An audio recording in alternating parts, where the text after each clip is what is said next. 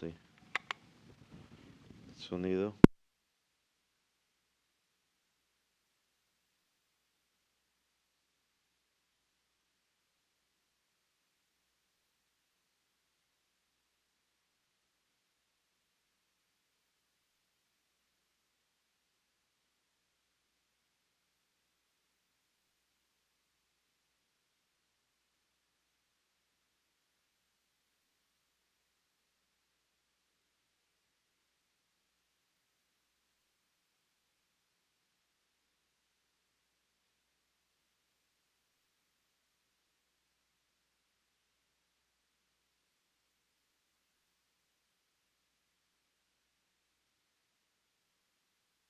Dice la palabra del Señor de la siguiente manera.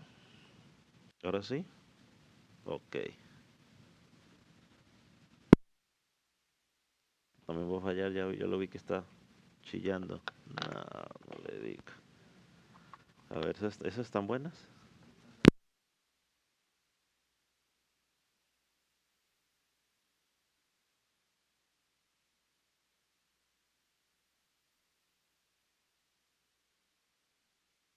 Go. Dice la palabra del Señor. Y daré a mis dos testigos que profeticen por 1270,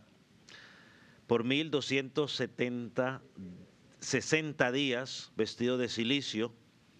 Estos testigos son los dos olivos y los dos candelabros que están en pie delante del Dios de la tierra. Si alguno quisiere dañarlos, sale fuego de la boca de ellos y devora a sus enemigos, y si alguno quiere hacerles daño, debe morir él de la misma manera. Estos tienen poder para cerrar el cielo a fin de que no llueva en los días de su profecía, y tienen poder sobre las aguas para convertirlas en sangre y herir la tierra con toda plaga cuantas veces quieran. Cuando haya acabado su testimonio, la bestia que sube del abismo hará guerra contra ellos y los vencerá y los matará.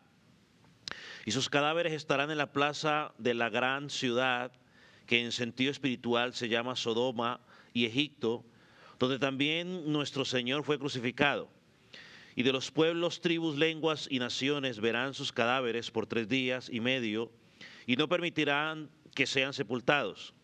Y los moradores de la tierra se regocijarán sobre ellos, se alegrarán y se enviarán regalos unos a otros, porque estos dos profetas habían atormentado a los moradores de la tierra.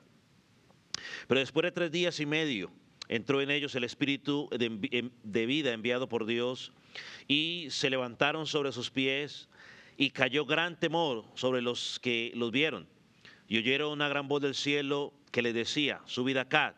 Y subieron al cielo en una nube, y sus enemigos los vieron.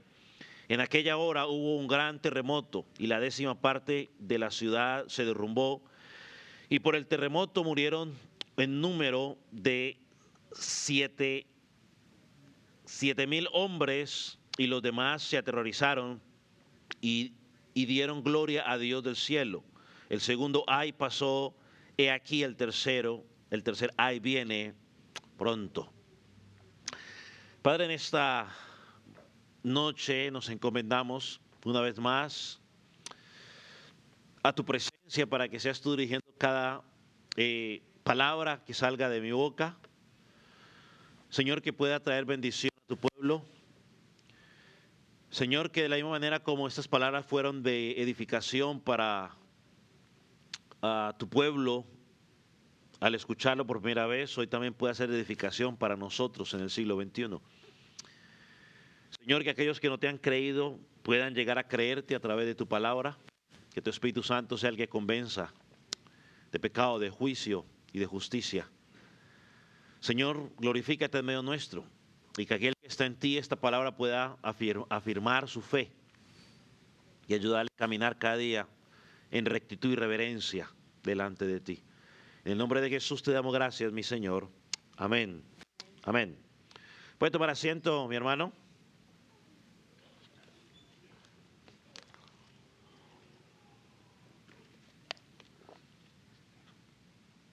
Como ya hemos estudiado, el libro de Apocalipsis tiene algunos interludios o algunos momentos en los cuales se hace una especie de pausa en las visiones que están dando. Estos intermedios o interludios no son dados sin sentido, o sea, tienen un propósito. ¿Cuál es el propósito? Bueno, Dios los usa para dar consuelo y seguridad a su pueblo. Ese es el propósito. El propósito es dar consuelo y seguridad a su pueblo. En el capítulo 7, por ejemplo, Dios nos recordó que los creyentes hemos sido sellados con el Espíritu Santo, ¿cierto? Eso significa de que nuestra salvación está segura. Pase lo que pase en el mundo, un día estaremos delante del trono de Dios con ropas blancas, con palmas en las manos, como dice Apocalipsis capítulo 7, versículo 9. Esa es nuestra esperanza. Cuando llegamos al capítulo 10 y versículo 11 y capítulo 11, estamos, como dijimos, en otro interludio o intermedio y tiene el mismo propósito. El propósito ahora es seguir animando al pueblo de Dios. A pesar de los juicios que vienen sobre el mundo, Dios quiere darle dos cosas importantes al creyente. El creyente tiene que tenerlas bien claras. En primer lugar, Dios cuida a su iglesia.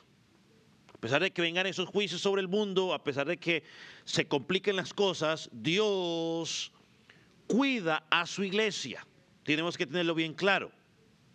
Y el segundo propósito que miramos en el capítulo 10 y 11 es que la iglesia tiene una misión para cumplir mientras está en este mundo. O sea, Dios cuida a la iglesia y la iglesia tiene un propósito que debe cumplir mientras esté en este mundo. Nosotros no estamos aquí a cumplir el sueño americano. Estamos aquí para cumplir una misión como iglesia. Si en la añadidura Dios permite algunas bendiciones materiales, pues gloria a Dios. Pero el propósito es cumplir esa misión. El capítulo 10, si usted recordará, vimos que el apóstol Juan debía comer el librito. Un librito que representa el mensaje de Dios.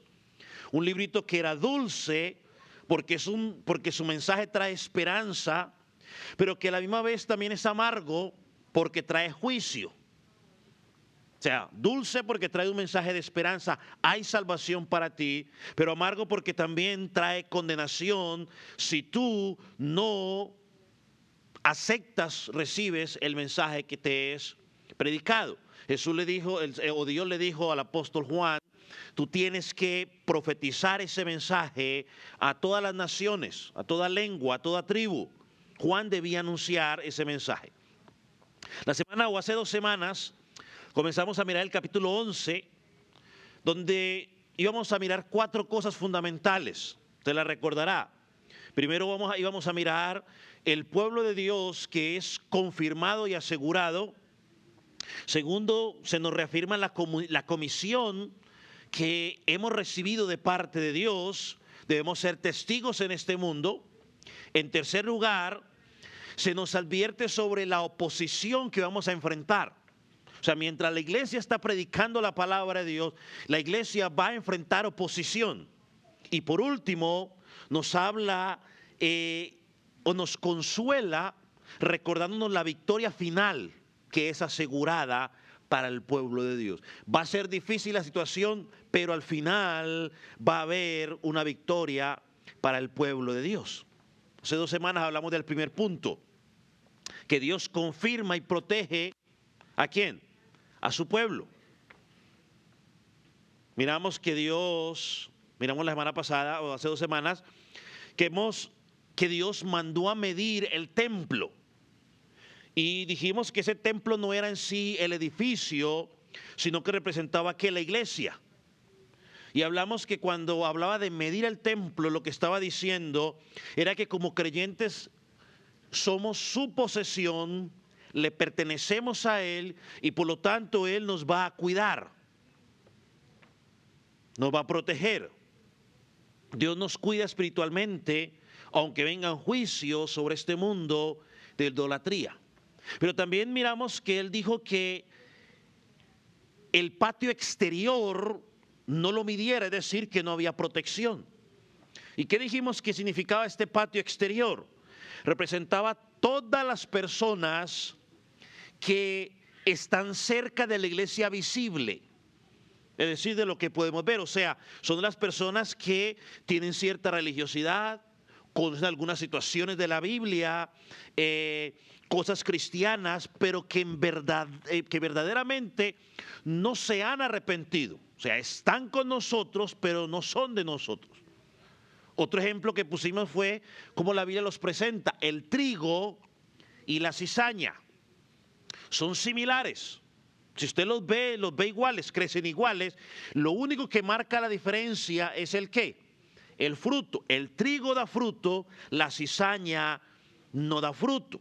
Y cuando alguien dijo, si quieres yo corto la cizaña, dijo, no, un momento, no la cortes. Porque al tratar de cortar la cizaña, de pronto vas a cortar trigo. Mejor espera a cuando yo me manifieste, que yo sé quién es quién, y yo recolecto la cosecha, en este caso, el trigo. Entonces, hoy vamos a mirar la comisión que hemos recibido. En los versículos 3 al 6, el apóstol Juan reafirma el llamado que la iglesia ha recibido. O sea, no solo vamos a ser protegidos de este mundo, sino que tenemos que ser fieles testigos en este mundo. O sea, Dios nos va a proteger como su iglesia, pero nos deja aquí con una misión. Tienes que hacer algo. Déjeme leer una vez más el versículo 3. Y daré a mis 2 testigos que profeticen por 1260 días vestidos de cilicio. Estos testigos son los 2 olivos y los candeleros que están en pie delante del Dios de la tierra. Si alguno quiere dañarlos, sale fuego de la boca de ellos y devora a sus enemigos. Y si alguno quiere hacerles daño, debe morir él de la misma manera. Estos tienen poder para cerrar el cielo a fin de que no llueva en los días de su profecía, y tienen poder sobre las aguas para convertirlas en sangre y para herir la tierra con plaga cuantas veces quieran. Ahora el apóstol Juan, después de ver la visión del templo, del altar y de los que adoran allí, el Señor le muestra algo importante. Le muestra a 2 testigos que él mismo escogió y envió. Comienza el versículo 3. Daré a mis 2 testigos que profeticen, es decir, que prediquen. Esto es clave, porque es Dios quien los llama, es Dios quien los capacita y es Dios quien les da la misión. No son testigos por su propia cuenta, sino porque el Señor les concede ese llamado.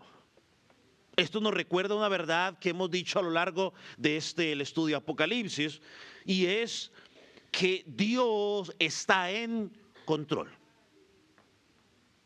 El control soberano de Dios. Ahora, la pregunta que quizás usted ya se hizo y que tenemos que hacernos es: ¿quiénes son los 2 testigos?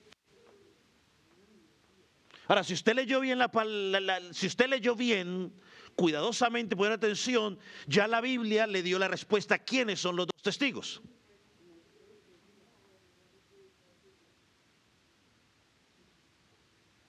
Así que vamos a internarnos a tratar de contestarla. ¿Quiénes son los 2 testigos? Todos aquellos que interpretan de forma literal el libro de Apocalipsis creen que estos 2 testigos son literalmente 2 personas reales que Dios levantará en los últimos tiempos para profetizar al pueblo físico de Israel en los tiempos del anticristo. Y para tratar de identificar a esas dos personas, usted ha escuchado al menos 4 nombres. Algunos dicen que es Moisés y Elías, y otros dicen no, es Enoc y Elías. Si alguna vez usted ha escuchado sobre eso, usted ha escuchado esos 2 nombres. Los que piensan que es Moisés y Elías se basan en lo que dice el versículo 6. Porque el versículo 6 nos dice que tienen poder para cerrar el cielo, que fue algo que hizo Elías, para que no llueva, y para convertir las aguas en sangre, algo que hizo ¿quién? Moisés. Los que piensan que es Enoc y Elías se basan en que ellos fueron al cielo sin ver la muerte, como lo presenta algunas palabras algunos pasajes de la Escritura. Otros dicen, o aquellos que la interpretan de forma simbólica también, dicen que estos 2 testigos representan 2 cosas, la ley y el evangelio. Nosotros, como lo hemos ido estudiando, lo hemos ido tratando de hacer de forma simbólica, entendemos que estos 2 testigos no son ni Moisés, ni Elías, ni Enoc, ni Elías, sino que estos 2 testigos son una representación de la iglesia de Jesucristo. Y usted se preguntará, ¿cómo que la iglesia de Jesucristo? Primera vez que escucho yo eso en mi vida. Estos 2 testigos somos nosotros como iglesia. La iglesia que está militante, que ha sido enviada por el Señor para testificar del evangelio en un mundo caído. Desde la primera venida de Jesucristo hasta que venga la segunda venida de Jesucristo. Ahora, yo sé que usted quizás ya ha escuchado la argumentación de Enoc, de Elías, de Moisés y Elías. Ahora déjeme darme la oportunidad a mí de que yo le exprese la argumentación por qué la iglesia, estos 2 testigos es la iglesia de Jesucristo. William Hendriksen, él expresa de la siguiente manera esto: estos testigos simbolizan la iglesia en el mundo, testificando a través de sus pastores, misioneros y creyentes en general durante toda esta era cristiana. Ahora, ¿cómo sabemos que estos 2 testigos se refiere a la iglesia? Primero, porque son 2 testigos. En el Antiguo Testamento era necesario 2 testigos para dar testimonio válido en los tribunales. Incluso el Señor Jesucristo en Lucas capítulo 10 envió a sus discípulos a predicar de 2 en 2 el evangelio. Y le dijo, prediquen, dígales que el reino de los cielos se ha acercado. El mensaje del evangelio es doble. Es una buena noticia para el que cree y es una advertencia de juicio para el que no cree. Un segundo argumento que podemos notar es que estos 2 testigos que representan a la iglesia es por el tiempo en que van a profetizar. Según lo que vamos a leer en el versículo 3, dice que van a profetizar 1260 días, que son lo mismo que 42 meses o 3 años y medio, como ya hemos estudiado. Y ya hemos estudiado a lo largo de nuestro estudio que los 1260 días, los 42 meses o los 3 años y medio es un simbolismo en la Biblia para abarcar todo el tiempo de persecución que sufre la iglesia desde que Jesucristo vino por primera vez hasta que Jesucristo regrese por segunda vez. Eso lo vemos, por ejemplo, en Daniel capítulo 7, versículo 25, donde Daniel dice allí, o lo describe como un tiempo, tiempos y medio tiempo. O también en Daniel 9:27, donde lo llaman la mitad de la semana. Pero nosotros lo hemos estudiado durante todo este periodo, o durante el tiempo que hemos estado estudiando Apocalipsis, que estos 1260 días o 42 meses o 3 años y medio representan la era actual en la que estamos. Es decir, el tiempo entre la venida de Jesucristo, la primera venida, y la segunda venida de Jesucristo, cuando la iglesia predica el evangelio mientras es perseguida por el mundo. No se trata de un tiempo literal, como algunos piensan o enseñan, no es que es específicamente 3 años y medio, no se trata de un tiempo literal, sino una forma simbólica para describir el tiempo en que estamos viviendo ahora. Una época de opresión de parte del mundo, ¿hacia quién? Hacia la iglesia. Cuando la iglesia predica la palabra de Dios, el mundo lo oprime. Dios ha comisionado a la iglesia para dar testimonio de Cristo en medio de un mundo que es rebelde. Y cuando la iglesia confronta al mundo por su rebeldía, por su pecado, el mundo, ¿qué hace con la iglesia? La odia, la rechaza.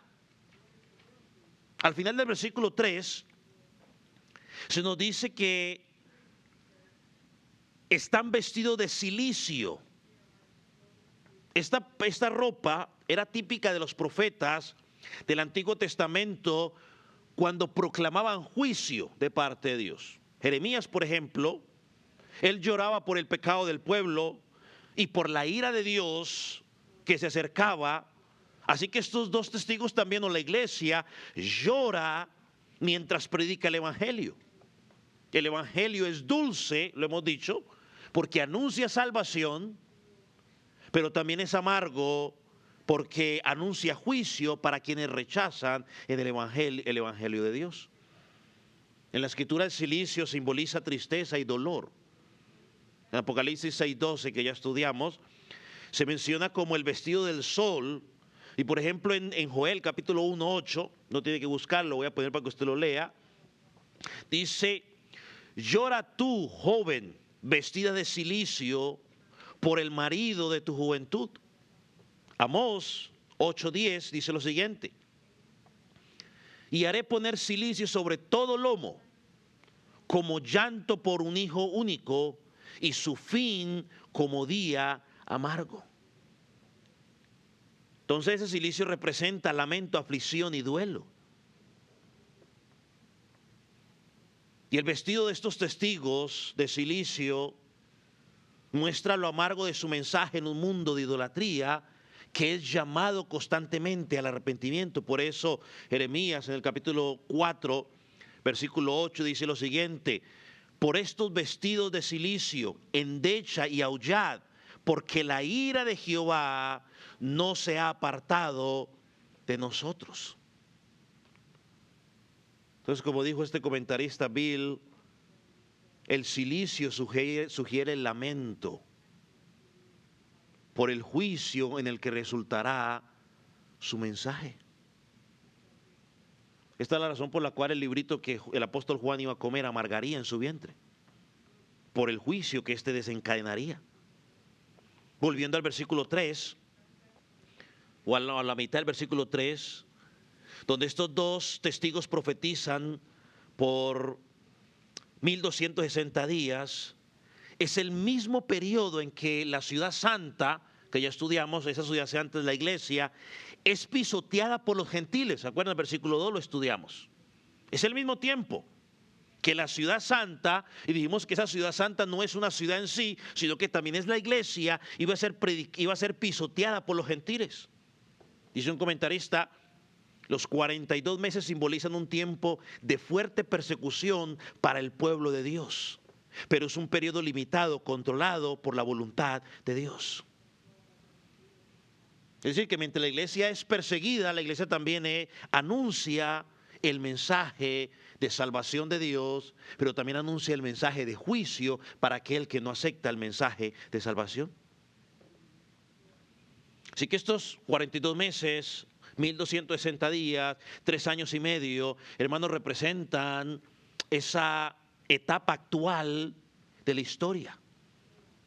Ese periodo entre la primera y segunda venida de Jesucristo, que también muchas veces es conocido como el tiempo de gracia, el momento donde se predica el evangelio, todo aquel que crea encontrará salvación. Entonces el mensaje de la iglesia debe ser claro. Las trompetas de Dios están sonando, solo queda una más, la séptima trompeta, y cuando llegue esa séptima trompeta, llegará el juicio de Dios. Romanos 1:8, 1:18, nos dice que la ira de Dios se revela desde el cielo contra toda impiedad e injusticia para todos los hombres. Por eso la iglesia aquí representada con estos dos testigos, quienes dan testimonio del juicio de Dios. Ahora, notemos que el apóstol va a dar una ilustración en el versículo 4 al 6 para fortalecer el punto de que los dos testigos son la iglesia. Yo por eso le dije a usted que si usted había leído bien se iba a dar cuenta. Dice el versículo 3, y daré a mis dos testigos que profeticen. Y el versículo 4, ¿qué dice? Estos testigos son los dos olivos y los dos candeleros que están en pie delante del Dios de la tierra. Esta imagen que presenta el apóstol aquí es tomada del profeta Zacarías en el capítulo 4. Un candelabro de oro con dos olivos a cada lado. En el contexto, cuando usted mira a Zacarías, los dos olivos representan a Zorobabel. Zorobabel era el gobernador, y a Josué. Josué era el sumo sacerdote. Dos líderes ungidos por Dios para reconstruir el templo en los tiempos o después del exilio de Babilonia. Y el mensaje que le fue dado allá en Zacarías era claro. El mensaje era: la obra no se logrará por medio de los méritos humanos.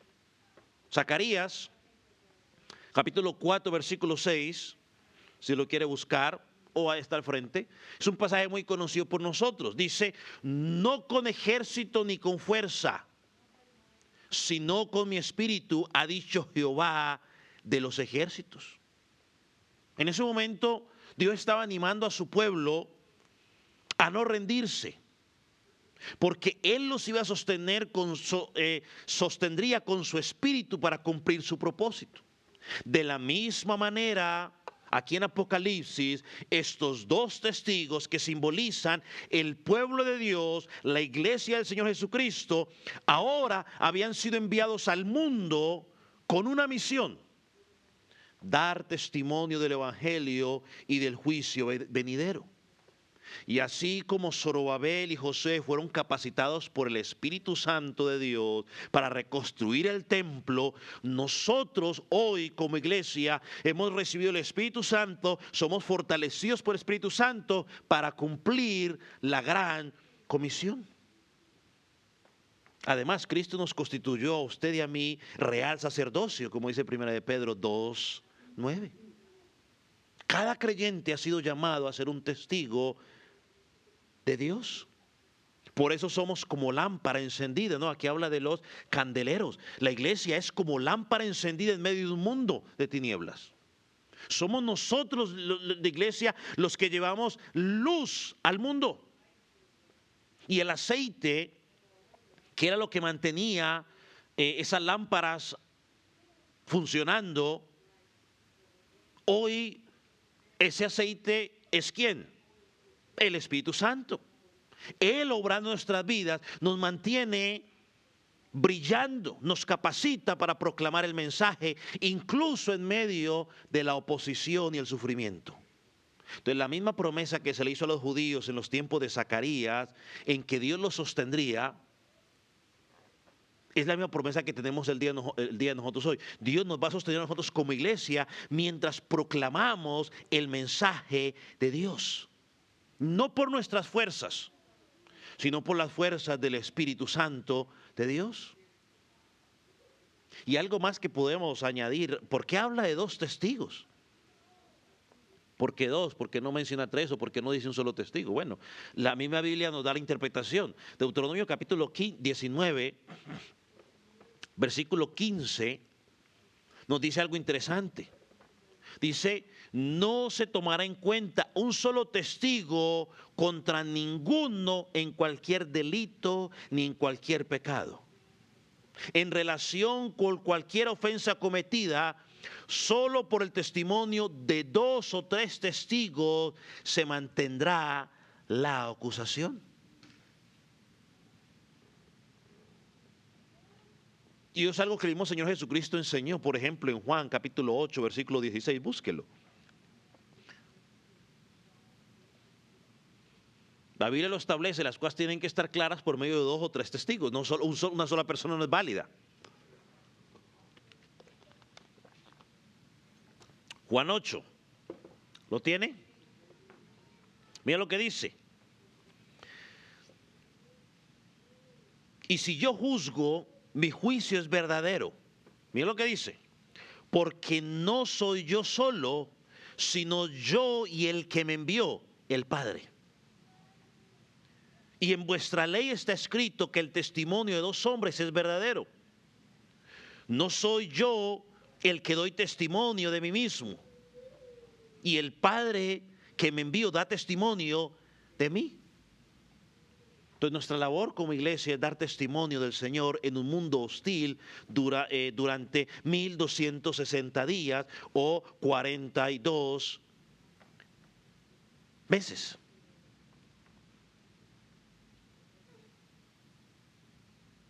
Este es el tiempo de oportunidad para que tú escuches el mensaje de salvación. Este es el tiempo para que tú creas en Jesús, para que te arrepientas de tus pecados y llegues a la salvación. Y aprenda algo, mis hermanos y amigos que me están escuchando en esta noche. Cuando tú y yo predicamos, o sea, mi predicación, tu predicación dejará al descubierto a los pecadores. Y eso los dejará desarmados el día del juicio.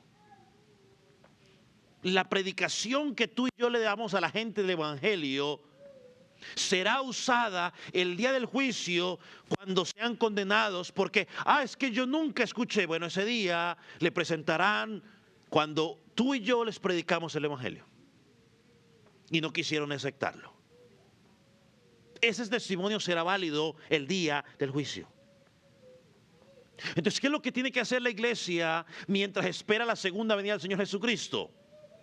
Proclamar el Evangelio de Jesucristo a tiempo y fuera de tiempo. Si no creen o si creen, eso no es cuestión nuestra. Mi responsabilidad, tu responsabilidad es proclamar el Evangelio de Dios. Dios se encarga de convencer los corazones. Ahora, en el versículo 5 y 6, nos va a mostrar al apóstol Juan, se le anima o se le muestra la manera en que el Espíritu Santo llevará a cabo esa comisión por medio de nosotros. Dice, si alguno quiere dañarlos, sale fuego de la boca de ellos y devora a sus enemigos, y si alguno quiere hacerles daño, debe morir él de la misma manera. Estos tienen poder para cerrar el cielo a fin de que no llueva en los días de su profecía, y tienen poder sobre las aguas para convertirlas en sangre y para herir la tierra con toda plaga cuantas veces quieran.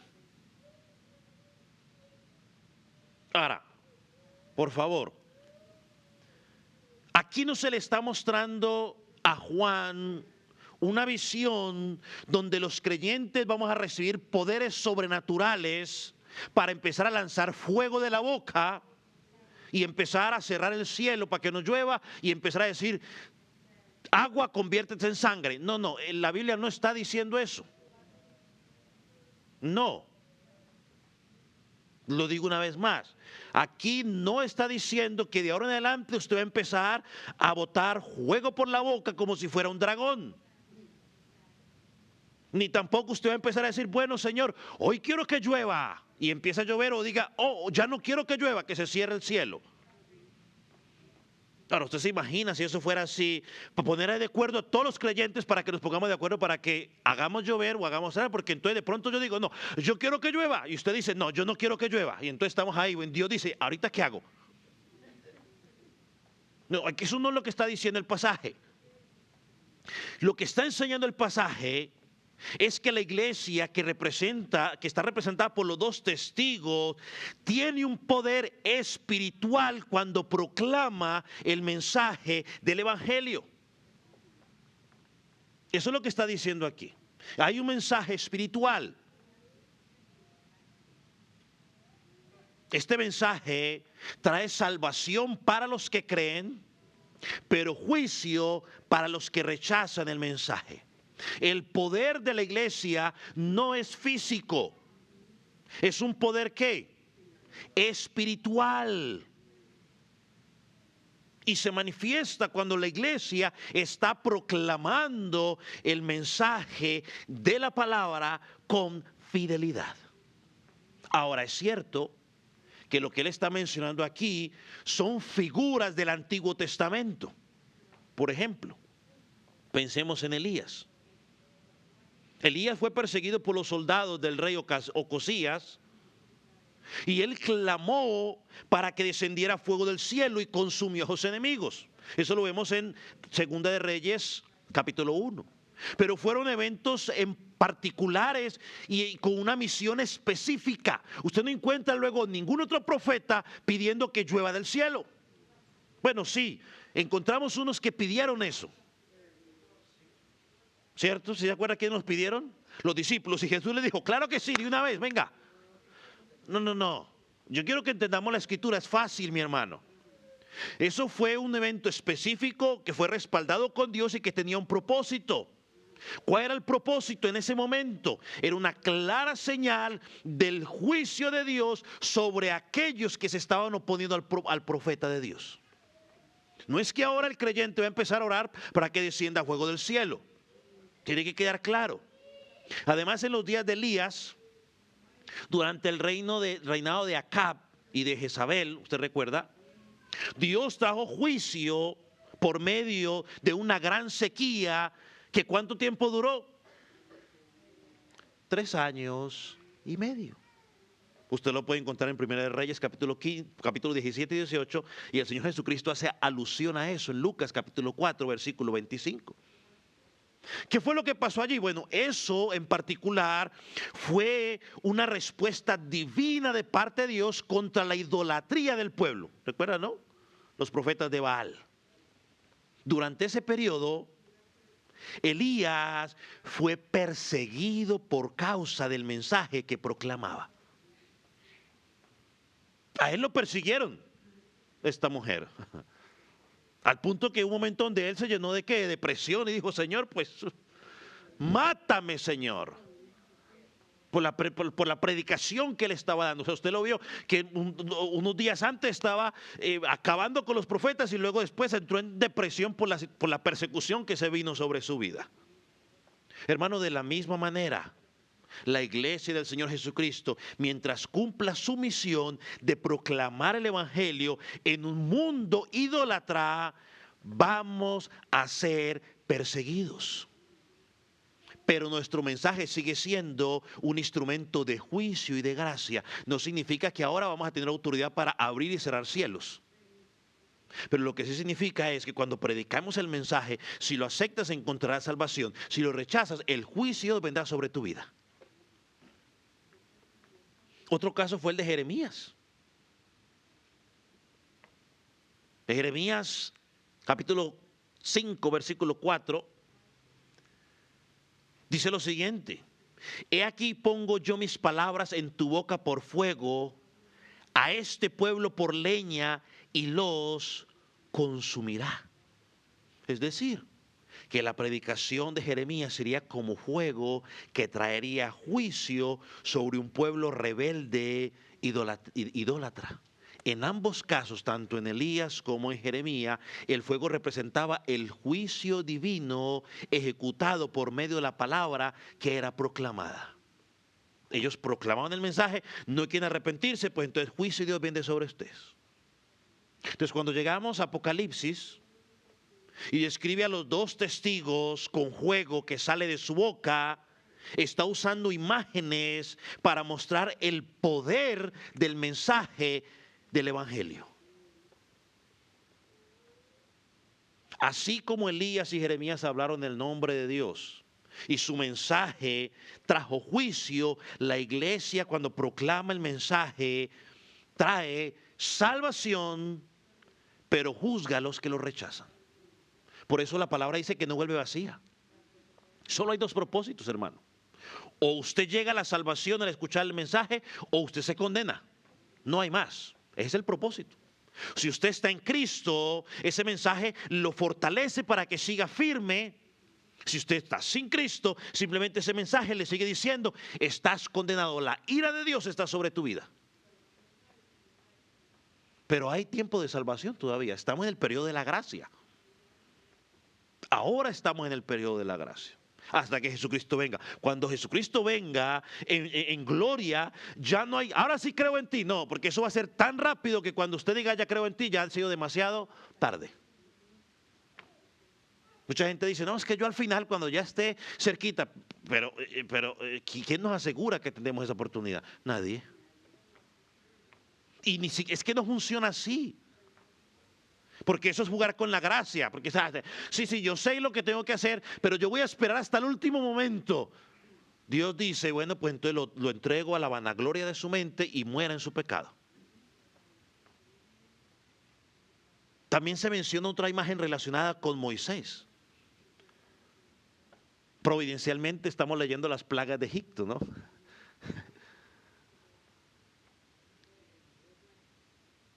La iglesia recibe poder para convertir las aguas en sangre y herir la tierra con plaga, tal como lo hizo por medio de Moisés. ¿Significa eso ahora que nos vamos a parar en el lago Yufala? Como así, es más cerquito decir, lago Yufala, conviértete en sangre ahora. ¿Significa eso ahora que ahora vamos a empezar a decir, bueno, que caiga, la plaga de granizo sobre Dothan? No. Esas plagas llegaron sobre Egipto por una situación específica. Fue enviada por Dios por causa de ¿qué? De la idolatría de Egipto. Cada una de esas plagas apuntaba a derribar el poder de alguno de los ídolos de Egipto. Entonces las plagas fueron una manifestación del juicio de Dios contra un pueblo que se oponía a Dios, a su nombre y a su pueblo. Juicios contra los enemigos de Dios. Todo esto nos muestra que el poder detrás de los testigos no es otro que el poder soberano de Dios, que actúa en medio o a través de la predicación de su palabra. O sea, no somos llamados ahora a empezar a pedir para que este tipo de cosas empiecen a pasar, hermano. Eso es sacar la palabra de contexto y no entender lo que está diciendo. La iglesia avanza con el mensaje de salvación y como dice la palabra, las puertas del Hades no prevalecerán contra ella.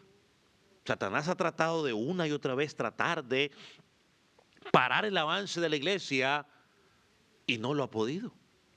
Y no ha podido ni podrá. La Biblia es clara, las puertas del Hades no prevalecerán contra ella. Entonces, esta visión es un recordatorio de que aunque enfrentemos oposición, porque la vamos a enfrentar o la estamos enfrentando, el pueblo de Dios avanza con autoridad. Y el juicio de Dios vendrá sobre aquellos o sobre todos los que rechazan ese mensaje de salvación.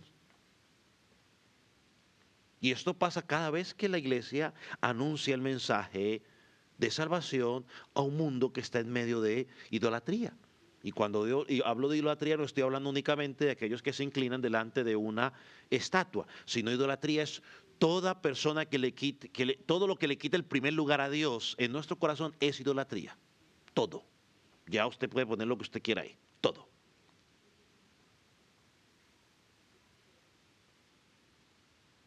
Y esto es lo que esperamos del mundo. Si usted va, por ejemplo, a Juan capítulo 16, versículo 8 al 11, que yo voy a tratar de resumirlo.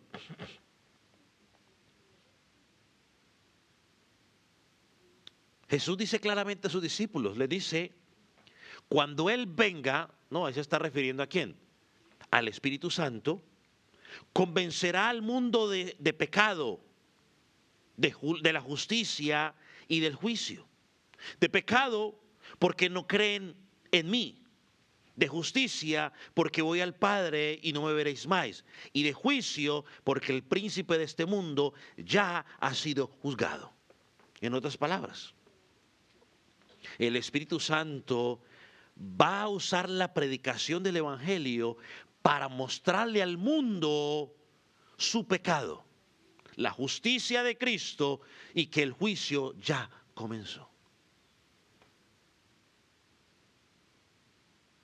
Él va a usar nuestra predicación para mostrarle al mundo su pecado. Por eso el mundo nos odia. Porque cuando predicamos el mensaje, le estamos diciendo, estás en pecado. Porque le estamos diciendo, no se trata de qué tan buena persona tú seas. Se trata de que solo una sola persona sobre la faz de la tierra que pudo vivir en perfección desde que nació hasta que murió. Y ese es Jesucristo. Todos los demás hemos pecado. Así no hayamos matado a nadie físicamente, así no hayamos nunca robado, pero con el solo hecho de no haber amado a Dios con todo nuestro corazón, ya es suficiente para hacernos culpables de haber violado toda la ley de Dios. Dice Santiago, somos transgresores. Así que en esta visión, el apóstol Juan recuerda lo que Dios Jesucristo había prometido a sus discípulos en Juan 1:8. Pero recibiréis poder cuando venga sobre vosotros el Espíritu Santo y me seréis testigos en Jerusalén, en toda Judea, en Samaria y hasta lo último de la tierra. Hermanos, esta promesa ya se está cumpliendo. El Espíritu Santo ya fue dado a la iglesia. Y ahora está obrando a través de nosotros mientras predicamos el Evangelio por todo el mundo. Esa es nuestra misión, predicar a Jesucristo. Porque ya tenemos el Consolador con nosotros, el Espíritu Santo, que nos capacita para seguir predicando. Así que el Espíritu Santo a través de esta palabra le mostró al apóstol Juan, a la primera iglesia en el primer siglo, y nos muestra a nosotros que la iglesia tiene una misión que debe cumplir en este tiempo que estamos viviendo mientras Cristo regresa. Estos 42 meses, estos 1260 días o estos 3 años y medio, o como hablaremos más adelante, estos 3 días y medio, representan el tiempo que estamos ahora, el tiempo de testificar, de proclamar a Cristo en medio de tanta oposición que encontramos. El pastor Richard Phillips, en su comentario expositivo de Apocalipsis, creo que lo explica muy bien lo que realmente hace fuerte a la iglesia. Mire lo que él dice. Lo que hace poderosa a la iglesia no es el dinero, ni la política, ni las estrategias humanas. El poder de la iglesia está en proclamar a Jesucristo crucificado con la ayuda del Espíritu Santo y bajo el cuidado de Dios Padre. Entonces, ¿para qué se le reveló al apóstol Juan esta visión? para que la iglesia o para que tú y yo como iglesia vivamos confiados, sabiendo que Dios está actuando por medio de nosotros, nos está guiando por su Espíritu Santo para cumplir sus planes y llevar a cabo el avance del reino de Dios hasta que Cristo regrese por segunda vez. Por eso fue dado. Va a ser difícil, sí, pero no debemos desanimarnos. Esto nos lleva a lo tercero que encontramos en este pasaje, que es la oposición que vamos a enfrentar. Ahora, por cuestión de tiempo, pues no la vamos a hablar el día de hoy. Pero eso lo vamos a estar mirando del versículo 7 hasta el versículo 10. La oposición, y es más, cuando miremos algunos aspectos aquí que seguimos leyendo, una de las cosas que uno hace al estudiar la palabra es tratar, cuando uno encuentra un pasaje difícil, tratar de entender el contexto, qué dice antes, qué dice después o qué dice toda la palabra. Pero cuando sigamos mirando en cuanto a la oposición que encontraremos, usted va a ir mirando con mayor claridad por qué sí esos dos testigos simplemente es un simbolismo de lo que somos nosotros como iglesia, no dos personas en particular. Y lo vamos a mirar, lo vamos a seguir mirando cuando entremos a mirar la oposición que vamos a enfrentar. Vamos a dejarlo por ahí, por hoy. La próxima semana, si Dios permite, continuamos. Ponga sobre sus pies.